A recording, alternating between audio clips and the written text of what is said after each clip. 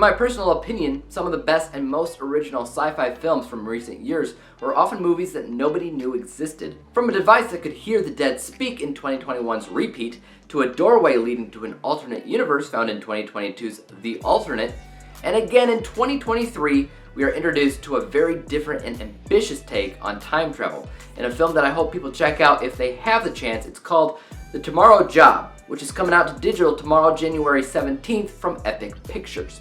In the world of The Tomorrow Job, there exists a drug that allows its users to trade consciousness with their future selves to steal the secrets of the future. This becomes a little bit of a dangerous game though, when a mysterious corporation gets closer to tracking them down with malintent. I don't want to give too much away about what's going on in this film because, one, I don't think I could effectively do that based off of everything that's going on in the film, and two, it's really just best to check it out for yourself. But this was definitely a film that I was heavily invested in as soon as I turned it on. The biggest strength of the film, of course, comes down to the premise of time travel. They explained it better than I ever could, and at times I was as confused as I was watching Christopher Nolan's Tenet. But it goes something like this. Let's say on 3 p.m. Monday afternoon, I decide to take this time travel pill.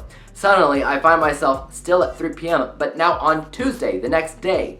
An hour later, at 4 p.m., I'm sent back to Monday, where I've lost an entire hour of missing time. The drug's not quite done though. I live out my life as usual until I hit that 3 p.m. time again on Tuesday that I've already lived before, and I can't live again. So, when 3 p.m. strikes, I'm sent back to that hour that I missed the first time around again on Monday. And at 4, I'm shot back to Tuesday, and the drug has worn out its effects. Watch the movie, it explains this in easier to understand terms, but I thought more than once, this plot is so original, so unique, so different. And it's funny that I mentioned Tenet and Christopher Nolan because I could absolutely see Christopher Nolan tackling a premise like this. He'd do it differently, of course, but still, for me, the connection was there and I loved it. I would say, however, when it comes down to negatives, a part of the plot is working against itself. If these people know too much about their mission that they're on, the fact that they're time jumping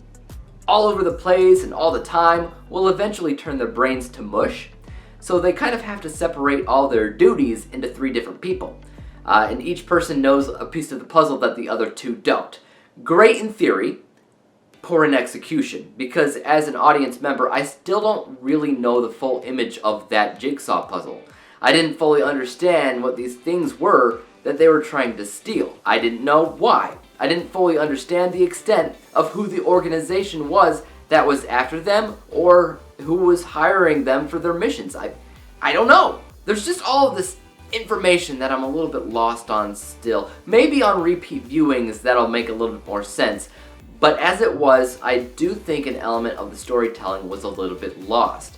Think about, again, Christopher Nolan with Inception. Everybody in that movie also had a separate job to do on their mission. They were all absolutely important, but the audience understood what they were all doing and more, understood the entire purpose of the plot.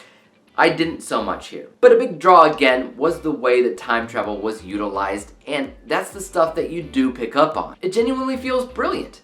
Genius even, to the point where maybe you don't really care so much about what it was that these people were trying to do on their missions. Maybe that's not as important as making sure the time travel aspects were done precisely right. And honestly, I kept thinking about how good the editing was. This could not have been very easy to write around. As a low budget film, I was pretty impressed. I don't think I could even do anything remotely like it. When it comes down to time travel in general, I always look for new and different ways to approach this overdone and saturated subgenre. And I honestly thought that there was nothing new to be found with time travel.